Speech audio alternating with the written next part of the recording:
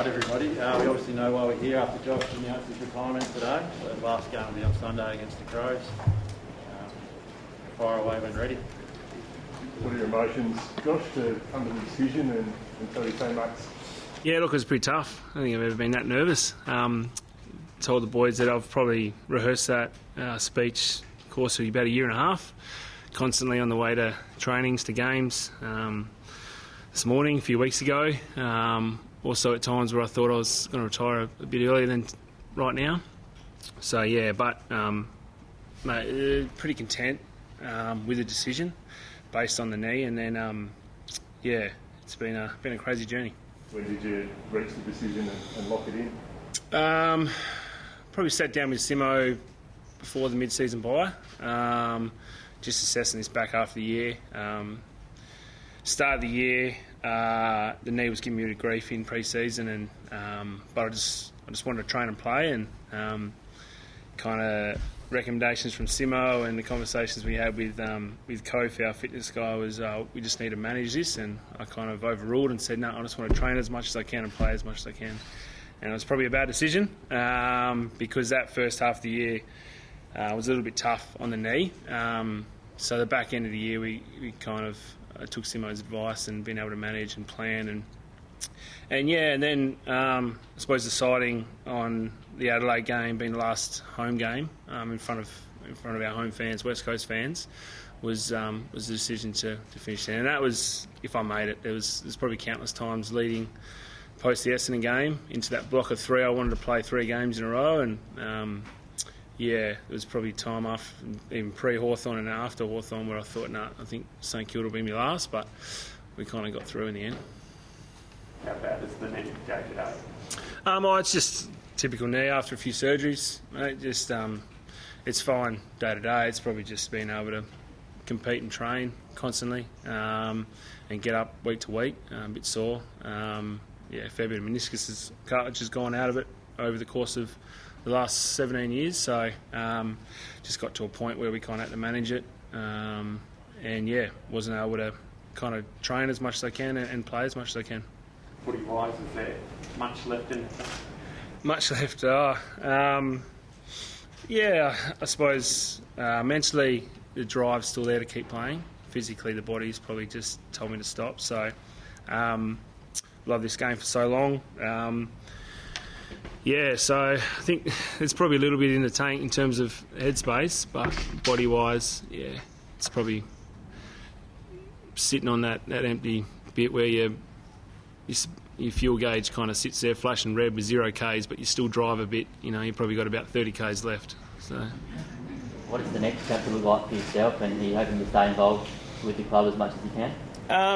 Yeah, definitely. Any way I can help out the club. The support and backing they give me over the last 15 years, I can't thank them enough, from Niz right down to everyone a part of this footy club, everyone in this room. So if there's any way I can help support in anything for this football club, I'll always put my hand up to help out. But for me, post-footy, I've got a labour hire business that I'll kind of help run and oversee, and then I'll also, in the process, where we've set up I've got a foundation that will be based up in the Midwest, called the Josh Kennedy Foundation, JK Foundation, and a bit of a passion project which will be based around helping disadvantaged youth in regional areas, help facilitate and find what they want to aspire to, and help build an environment around them with the resources to help them achieve their career goals and where they want to get to, and help that pathway without having the restriction of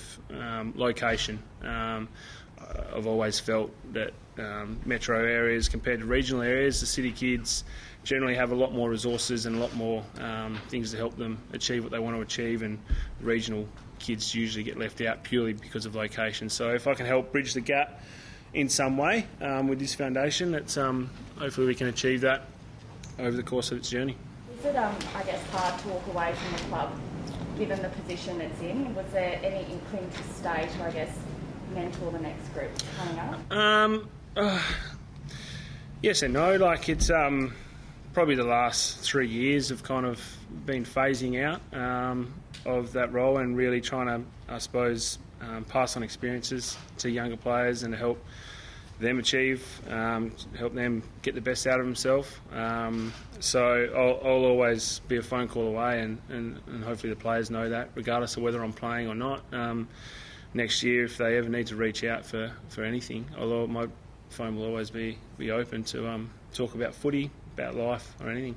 Looking back on your career, is there a highlight or a moment that I guess sticks out to you? The premiership probably is one of them, but... Yep. Yeah, well, the flag, 2018 flag, is to be able to, I suppose, reflect back now on, a career in football, and to be able to walk away with a medal around your neck is something that I'm truly grateful. I thank Dommy for, thanked him just before in that. But what we've been able to achieve as a footy club over the course of my tenure, it's been amazing, and that's from Niz and everyone in this football club, how they operate, to Simo and the coaches, and what they do, and they invest in players. We've been quite successful, and I'm pretty grateful to be a part of that journey. I've won 2 wooden spoons. I've been in 2 grand finals, got spanked in 1, and we've won 1. So I've kind of seen it all, been on the roller coaster up and down. Played with a lot of great Eagles. Are there any names in particular that jump out to you as some of the greatest players you've played with, or the ones you've enjoyed playing with the most over the years? Yeah, well, I'm going to have to say my 2 good mates, Luke Shuey and Matt LaCroix, I've won 2 Coleman medals, and they probably have half each of them, because the amount of ball they've fed me over the course of my career. So the chemistry we've been able to have on the field is something that I'll always look back on and cherish. Being able to play with Dean Cox, I still think he's one of the best players that I've ever played with. And I've been able to play with Anthony Koutafidis, Lance Whitnell, Matty Lappin, Brendan Favola, these guys from Carlton as well. So, Dean Cox and Daniel Kerr are probably 2 of the greatest that I've ever been able to play alongside. And then, Shannon Hearn, my mate, who's been there the whole time, going down as one of the club's greats. His consistency over the course of his career is something that I've always admired. Touched on those Carlton years. How important were those first couple of years there to the kind of rest of your career and setting you up? Yeah, look, it was moving, I suppose, going to Melbourne, being a part of Carlton Football Club. I can't thank them enough for the opportunity for drafting me. Carlton is just, being in Melbourne in a football club like Carlton is a huge club. Footy is massive, obviously, in Victoria as it is around Australia, but being able to walk into the locker room and see guys like Anthony Koutafidis, Brendan Favola, Lance Whitnell, Matthew Lappin, these guys I've been lucky enough to play with over the course of my career. It was, I look back and I'll always cherish those 2 years I did have at Carlton, and I can't thank them enough for giving me the opportunity to play AFL. What do you hope, Josh, that people remember about the way that you played the game?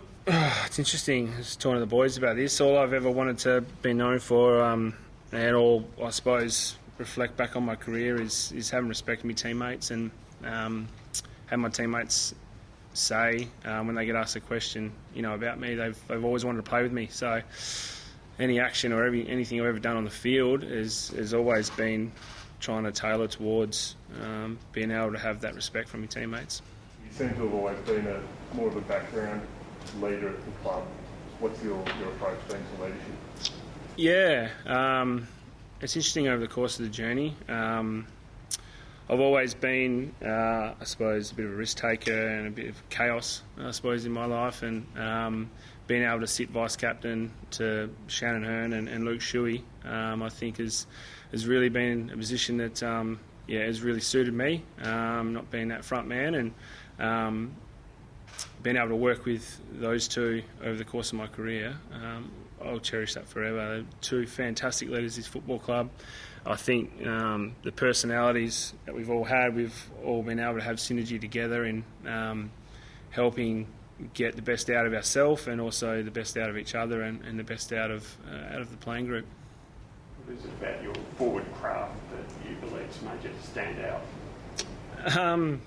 I don't know if it's my forward craft. I think it's the players I've had up the field. I've been so lucky to have guys like Mark LaCroix, Luke Shuey, early days, Chad Fletcher, Daniel Kerr, Andrew Gaff, Jake Waterman when he wants to kick to me.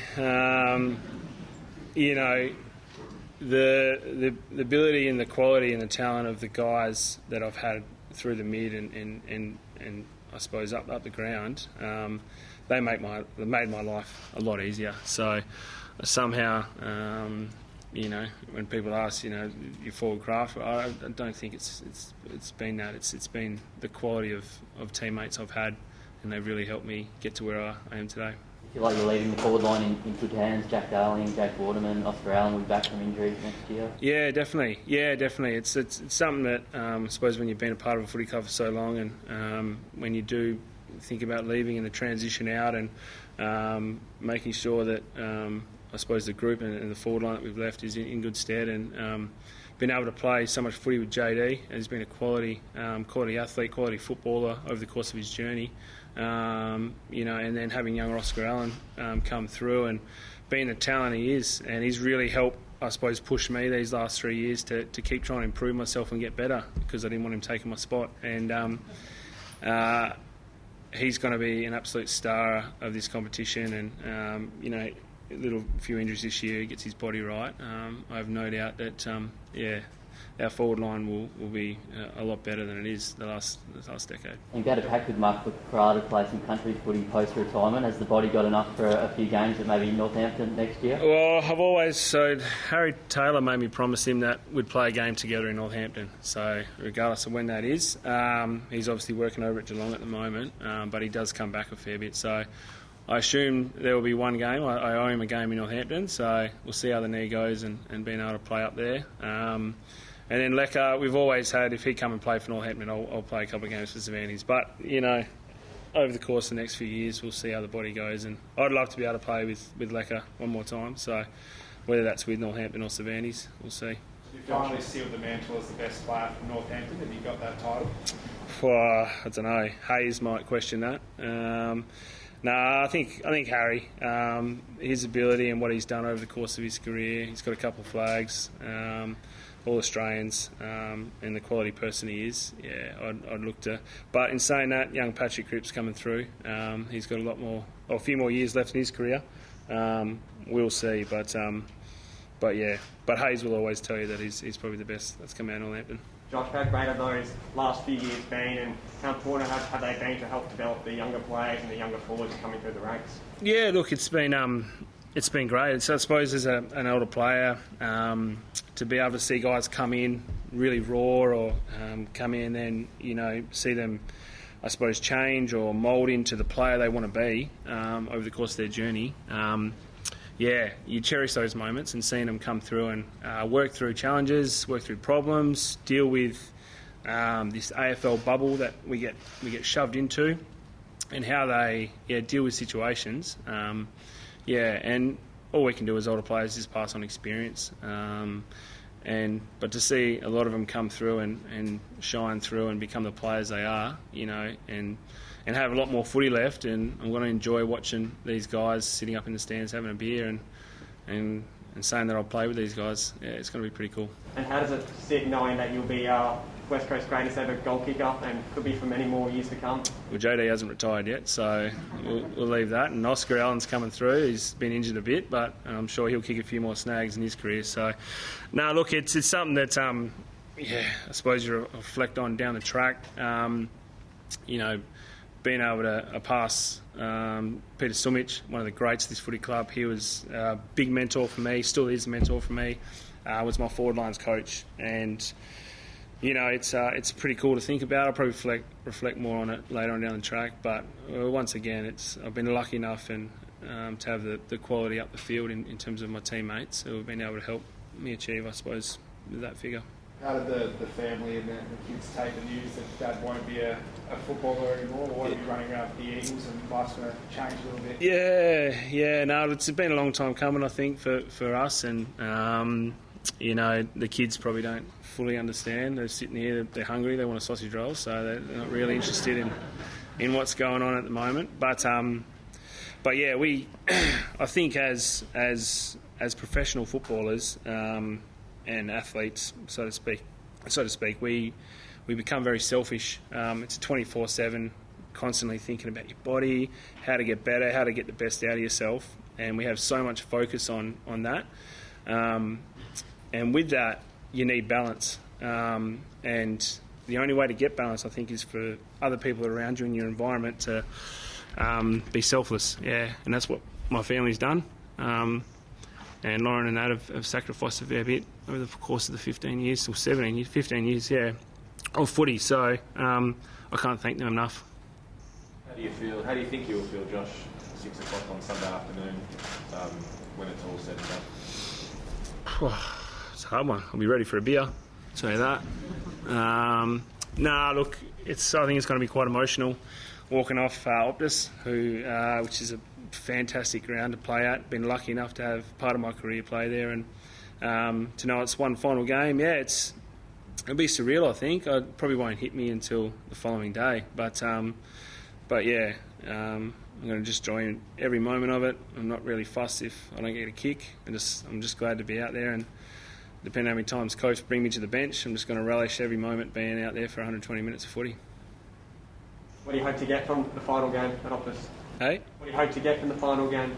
A win would be nice. Yeah, a win would be nice. Like I said, I've had 2 wooden spoons, and we're sitting just above the bottom. So another win will help us kind of not finish down on that area. But it'd be nice not winning a 3rd wooden spoon. So, but in saying that, it's been a fantastic year. I can't thank my teammates enough for the support they've given me, and we'll definitely be having a crack this week, and hopefully we can get a win.